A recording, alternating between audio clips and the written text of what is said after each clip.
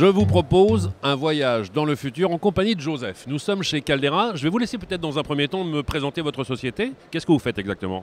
Alors, Caldera, société alsacienne basée à Strasbourg, qui existe depuis 25 ans, spécialisée dans le logiciel d'impression numérique. D'accord, ces logiciels vont nous permettre après sur différents supports de pouvoir réaliser des opérations différentes. Absolument, nous sommes depuis 25 ans presque à l'aube de ce qui va encore se passer dans le jet d'encre numérique, c'est-à-dire qu'on peut imprimer sur tout.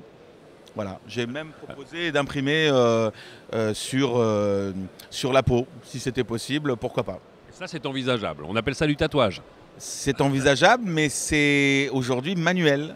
C'est de pouvoir le faire quasiment avec une petite machine, imprimer ses ongles, imprimer toute matière qui est imprimable. Alors vous le disiez tout à l'heure, vous fabriquez des logiciels qui nous permettent d'imprimer sur tout type de support. Il y a bien sûr le papier, il y a le carton, il y a le textile, il y a le métal, il y a le verre aussi. On peut aujourd'hui imprimer en numérique sur du verre. Absolument, on peut imprimer sur du verre, toute manière minérale, sur du bois, sur de la pierre, tout est possible. C'est-à-dire qu'aujourd'hui, un écran de télévision ou un écran d'ordinateur, comme il y en a derrière nous, ça ne devient plus simplement un objet d'information, ça vient, à un moment donné, se mêler à une décoration globale qui a été pensée.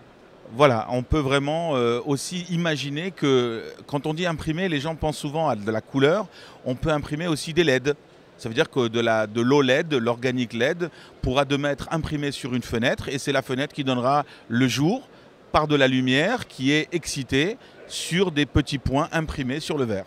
Je disais, c'est un voyage dans le futur. On est peut-être à ça de la surface de l'iceberg que l'on voit aujourd'hui. Il y a encore plein de choses qui vont arriver.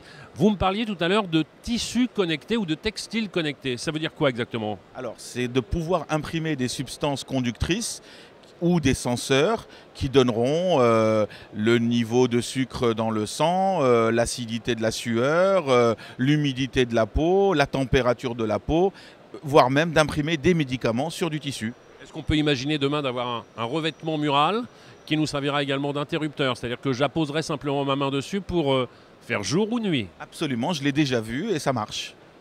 Et ça marche, c'est simplement imprimer un filet d'encre conductrice qui est branché au système électrique et qui fait comme les petites lampes conductrices, enfin vous savez, vous touchez, vous éteignez, vous allumez, c'est possible. Alors comment vous voient aujourd'hui les grands industriels, les grandes marques fabricants d'imprimantes? Ils se disent « Ah, leur voilà, il a encore une idée, il va falloir fabriquer une nouvelle machine. » Comment ça se passe? Alors, c'est pas vraiment comme ça que ça se passe. Une machine, c'est d'une complexité extrême. C'est vraiment un outil industriel. On travaille avec des marques comme Durst, comme Fujifilm, comme HP. Ce sont des imprimantes qui doivent faire passer du média, le conduire avec une extrême stabilité, l'imprimer avec une grande précision.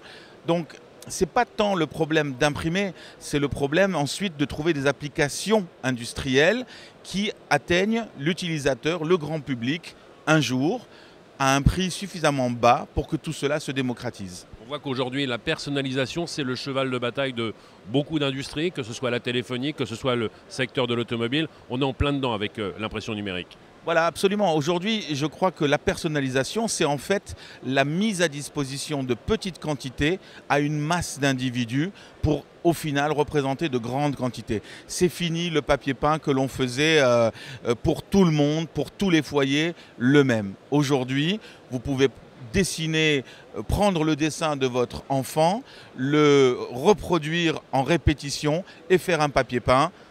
Pour 20 mètres carrés, c'est possible. Je vous fais une proposition, Joseph. En dessous de Caldera, mettez réalisateur de rêve.